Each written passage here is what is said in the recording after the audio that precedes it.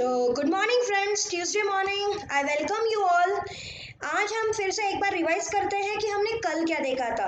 हमने कल देखा था फैक्टर्स ऑफ प्रोडक्शन। अब फैक्टर्स ऑफ प्रोडक्शन क्या है? 4 फैक्टर्स हैं: लैंड, लेबर, कैपिटल, एंटरप्रेनर। मैं फिर से बता रही हूँ, land, labour, capital, entrepreneur. There are 4 factors of production. First factor is land, second factor is labor, third factor is capital and fourth factor is entrepreneur. Land को क्या मिलता है? Land is a natural factor, तो land को क्या मिलता है? Rent. Labor is a human factor, labor को क्या मिलता है? Wages, मतलब कि जो उनको पैसे मिलते हैं वो wages बोला जाता है। थर्ड, कैपिटल को क्या मिलता है? कैपिटल को मिलता है इंटरेस्ट, मतलब कि अगर हमने कैपिटल हमारे ओर से लिया और कहीं पर हम डालते थे तो हमें कुछ ना कुछ तो इंटरेस्ट मिलता था। तो जो कैपिटल हम इन्वेस्ट करते हैं उस पर हमें क्या मिलता है? इंटरेस्ट। और एंटरप्रेन्योर को क्या मिलता है? वो इतना सारा पूरा बिजनेस को मैनेज करता है, तो वो जो प्रोडक्ट बेचता है उस पर उसको क्या होता मिलता है? प्रॉफिट। ठीक है, तो लैंड को क्या मिलता है? रेंट। लेबर को क्या मिलता है? वेजेस। कैपिटल को क्या मिलता है? इंटरेस्ट। एंड एंटरप्रेन्योर को क्या मिलता है? प्रॉफिट्स। तो ये चारों फैक्टर्स ऑफ प्रोडक्शन से एक कंपनी बनती है, ये बेसिक फैक्टर्स है।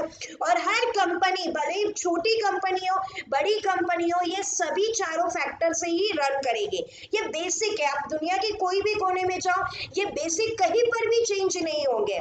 So land, labour, capital, entrepreneur. Guys, अगर आप भी बिजनेस करना चाहते हो तो आपको सबसे पहले जब प्लानिंग करोगे तो ये चारों फैक्टर्स का ही आपको प्लानिंग करना पड़ेगा।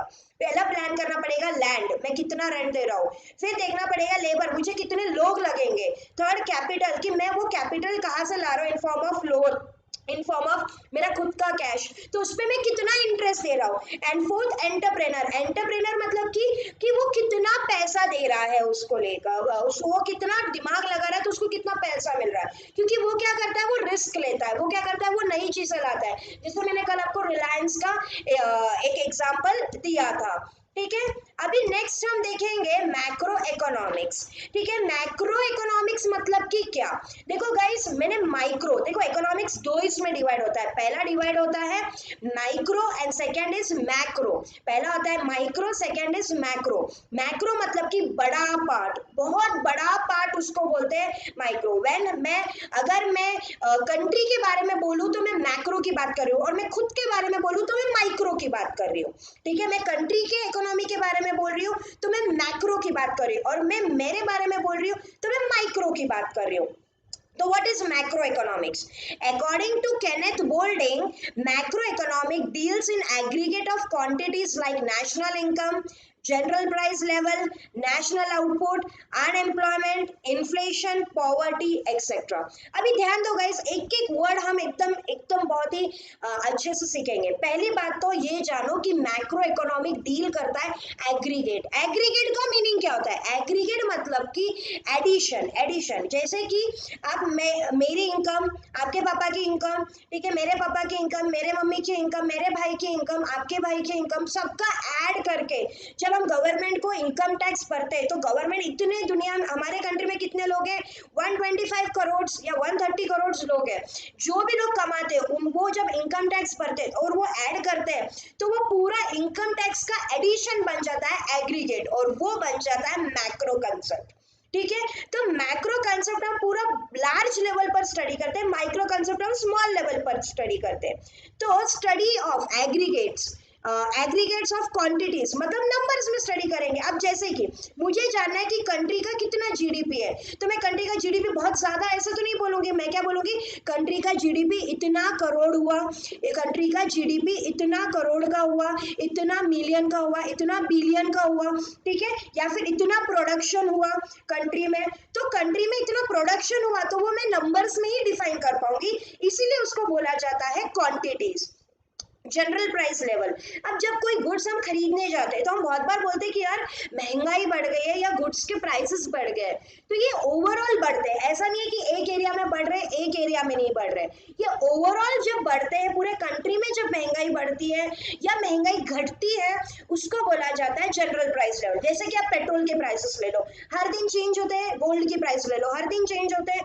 तो जब वो जनरल प्राइस लेवल मतलब कि आप कहीं पर भी जाओ वहां पर 19-20 का फर्क रहेगा, बट प्राइसेस पूरे ऑल ओवर इंडिया सेम रहेंगे, उसको बोला जाता है जनरल प्राइस लेवल। ठीक है, then national output. What is national output? National output मतलब कि जीडीपी, मतलब कि production of goods and services in a country in a year.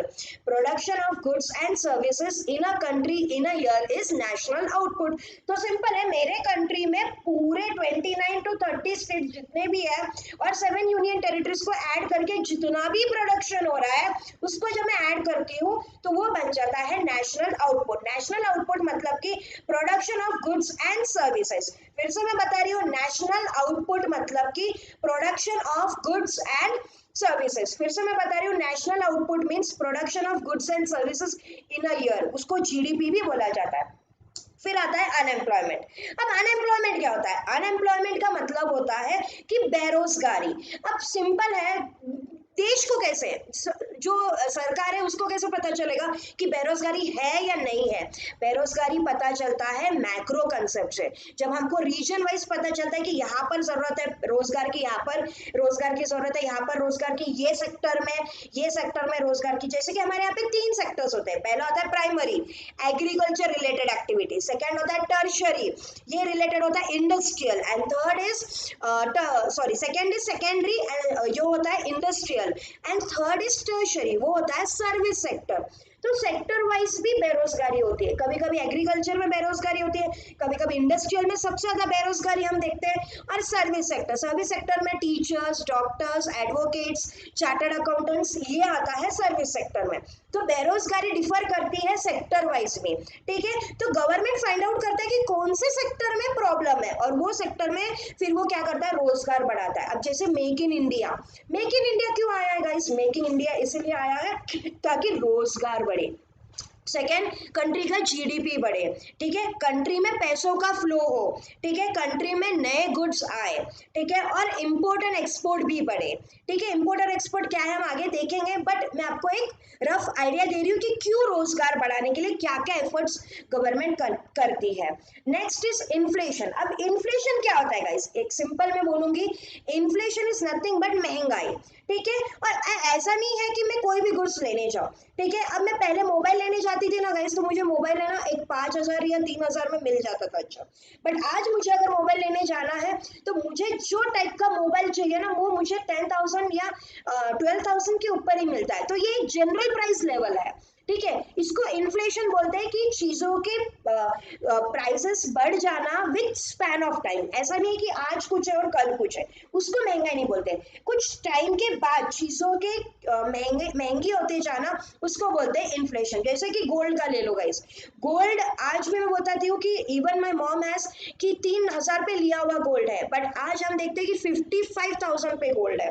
ठीक है, तो ये एक दिन में बढ़ा हुआ नहीं है, ये 25 साल लगे गाइस एक गोल्ड की प्राइस को 3,000 से 50,000 का जर्नी बनाने के लिए। तो उसको बोलते हैं महंगाई, की चीजों की प्राइसेस बढ़ जाना with the span of time. ठीक है, टाइम लगेगा, इसको एकदम से नहीं बढ़ता है। ठीक है, पहले अगर मैं देखती हूँ आज से 10 साल पहले, तो मुझे कोई भी गुड्स खरीदना होता था 100 रुपीज के अंदर 50 रुपीज, 20 रुपीज, 40 रुपीज में मिल जाता था। बट वही चीज है आज मैं देखती हूँ तो 120 रुपीज, 140 रुपीज, 160 रुपीज में मिलता है। ठीक है, गेहूं पहले 10 रुपए किलो, अच्छे वाले गेहूं 11 रुपए किलो वाले मैं भी देख चुकी हूँ। ठीक है, बट आज मैं अगर लेने जाती हूँ तो मुझे 30, 28, 30, 35 रुपीज। तो स्पैन ऑफ टाइम में चेंज होना, इसको बोला जाता है महंगाई, इन्फ्लेशन। फिर पॉवर्टी, पॉवर्टी मतलब गरीबी, कि कितने लोग गरीब है हमारे कंट्री में। देखो एज पर 2014 के दौर के तब तक इन्फ्लेशन था 22% लोग, तो मतलब 125 करोड़ लोग में से 22% लोग बिलो पॉवर्टी लाइन थे। बिलो पॉवर्टी लाइन मतलब कि क्या, जिनकी रोज के 2 टाइम खाने को भी नहीं मिलता है, उसको बोला जाता है बिलो पॉवर्टी लाइन। तो वो लोग जो बिलो पॉवर्टी लाइन होते हैं वो आते हैं पॉवर्टी में। तो इसको रिमूव कैसे करें? तो फिर गवर्नमेंट मेजर्स लेती है। ठीक है, जनधन योजना, फिर ये वाला, ये ऐसे कुछ स्टेप्स लेती है, जो मैंने आपको देखो इंडिपेंडेंस डे में भी बताया कि क्या क्या गवर्नमेंट ने एफर्ट्स लिए हैं। तो ये पॉवर्टी को रिमूव करने के लिए है। तो एक तरह से आप देखोगे कि सभी स्टेप्स काय के लिए पता है क्या? इकोनॉमी को बूस्ट करने के लिए। सभी स्टेप्स काय के लिए? इकोनॉमी को बढ़ाने के लिए लिया हुआ है। तो हम क्या क्या देखेंगे मैक्रो इकोनॉमिक्स में? हम नेशनल आउटपुट देखेंगे, जनरल प्राइस लेवल देखेंगे, नेशनल इनकम देखेंगे, unemployment, inflation, poverty, population etcetera. तो एक बार फिर से बोलना, according to Kenneth Boulding, macro economic deals in aggregates of quantities like national income, general price level, national output, unemployment, inflation, poverty etcetera. ठीक है, तो ये बन गया डेफिनेशन ऑफ मैक्रो इकोनॉमिक्स। अभी हम देखेंगे basic concepts of macro economics. ठीक है, तो पहला बेसिक है नेशनल इनकम। जैसे मैंने आपको बताया, what is national income? National income estimates measures the volume of commodities and services turned out during a given period. Volume मतलब कि क्वांटिटी, क्वांटिटी मतलब कि नंबर्स। तो नेशनल इनकम एस्टिमेट अंदाजा लगाती है volume of commodities and services, मतलब goods and services, turned out मतलब कितना प्रोड्यूस हुआ, ड्यूरिंग अ गिवन पीरियड मतलब कि एक साल के दौरान, काउंटेड विदाउट डुप्लीकेशन, और डबल नहीं होना चाहिए। अब डुप्लीकेशन क्या होता है?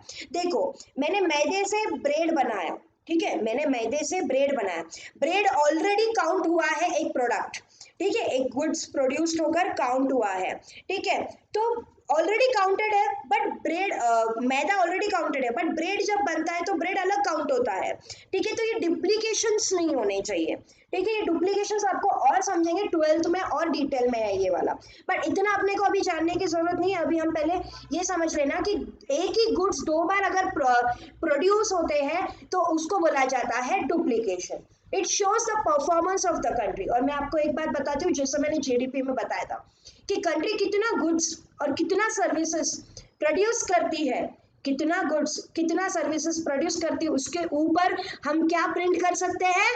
मनी प्रिंट कर सकते हैं। हम क्या प्रिंट कर सकते हैं? मनी प्रिंट कर सकते हैं। तो जितना अच्छा प्रोडक्शन उतना ज्यादा हमारे लिए फायदा है गाइस।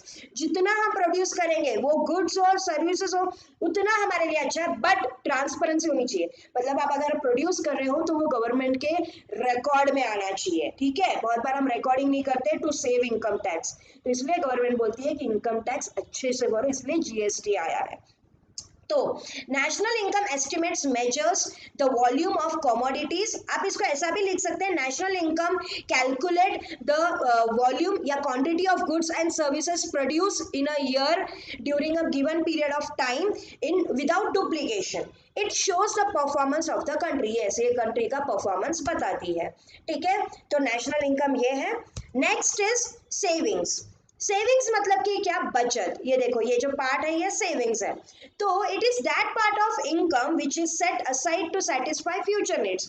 मैं ये भी बता रही हूँ कि फॉर एग्जांपल अगर मैं 1000 रुपए कमाती हूँ महीने का, मेरा खर्चा है 500 रुपए, मैं 500 रुपए क्या करती हूँ, कोई ना कोई अकाउंट में डालकर एफडी करती हूँ या रिकरिंग डिपॉजिट, एफडी मतलब कि फिक्स डिपॉजिट करती हूँ 1 साल के लिए, तो वो मेरा किस में चले जाएगा? सेविंग्स। मतलब वो 500 रुपए का मैं अभी मेरा कंजम्पशन क्या कर रही हूँ, खर्च क्या कर रही हूँ, कम कर रही हूँ, और फ्यूचर के लिए मैं क्या कर रही हूँ, मैं सेव कर रही हूँ, उसको बोला जाता है सेविंग्स।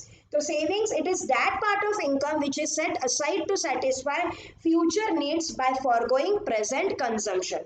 मैं फिर से बोल रही हूँ, पहले हमने नेशनल इनकम देखा, अभी हम देख रहे हैं सेविंग्स। सेविंग्स मतलब बचत। It is that part of income which is set aside to satisfy, तृप्त करना फ्यूचर, आने वाले कल के नीड्स को। अभी के नीड्स को भूल जाओ, आने वाले कल के नीड्स के लिए बचत करो। और आज के लिए लास्ट पार्ट हम देखेंगे इन्वेस्टमेंट।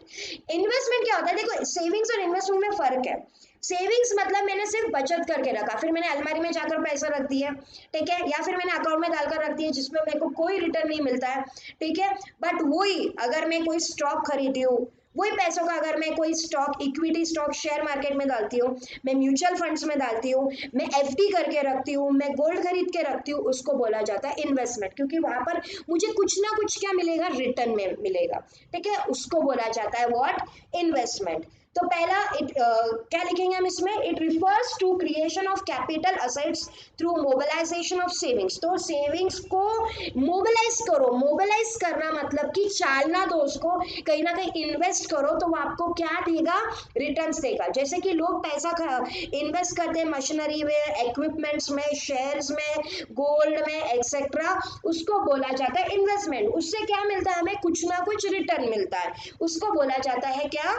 इन्वेस्टमेंट। इन्वेस्टमेंट। तो पहला क्या है, national income, second is savings and third is investment. Again first क्या है, national income, second is savings and third is investment. तो आज ये जो टॉपिक है हमने जो लिया मैक्रो इकोनॉमिक्स, इसके हमने 3 पार्ट किए। कल के लेक्चर में हम इसके आगे का पार्ट और लास्ट पार्ट पहले चैप्टर का देखेंगे। Let it be a suspense क्या रहेगा। बट यहाँ तक अगर गाइज आपको कोई भी प्रॉब्लम है please ask me personally, don't hesitate, क्योंकि आपके हर एक कंसेप्ट इसमें क्लियर होना चाहिए तो ही आपको आगे के पार्ट समझेंगे। तो एक बार हम देखते हैं कि हमने कंसेप्ट ऑफ मैक्रो इकोनॉमिक्स में पहला क्या देखा, नेशनल इनकम देखा, सेकेंड हमने देखा सेविंग्स एंड थर्ड हमने देखा इन्वेस्टमेंट। गाइज जब भी आप ये टॉपिक लिखोगे मैक्रो इकोनॉमिक्स के बारे में तो आपको उसका डेफिनेशन लिखना टेस्ट में बहुत जरूरी है। पहले डेफिनेशन लिख लो, उसके आगे आप उसका आंसर का डिटेल लिखो। Okay guys, thank you guys. Any problem please feel free to ask me between 9 to 7। Thank you very much.